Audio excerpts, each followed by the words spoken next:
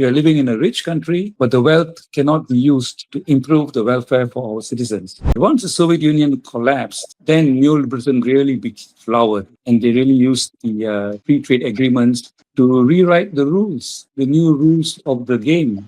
Strengthen things like the patent laws, strengthen the rights of multinational corporations, brought in issues like free trade. See, in the past, whenever a country wanted to industrialize, whether it's Korea or before that Japan, before that even England, they used tariffs to cut off cheaper imports. Like, for example, Indian textiles were banned from England to allow the British textiles to flourish. But now we are told that tariffs are a bad idea. We must have free trade, no tariffs at all. So something like pulling up the ladder after you climb to the next level, you pull up the ladder, you don't allow other countries to use the same mechanism to build your own technology. So these are the kinds of things that now we find ourselves in. And how does it affect us? When we talk about raising wages, minimum wages in Malaysia, we are told by our government that if we do that, we will lose investment because companies here won't expand. You'll go to Thailand or Vietnam and set up companies there and then export the goods here, the shoes or clothes or whatever. They'll be cheaper because the labor there is cheaper. They'll come back here. So we cannot afford to raise our wages much. And we can't use tariffs because we're now into this free trade agreement thing with the RCEP, the CPTPP, with the ASEAN FTA, multiple free trade agreements where we have promised to keep our tariffs near zero. So we cannot use tariffs to protect our industries. After asking the industries to raise wages, we say, okay, we use tariffs to protect cheap imports from Thailand. We can't use that because we have already agreed. So we have a situation where we have a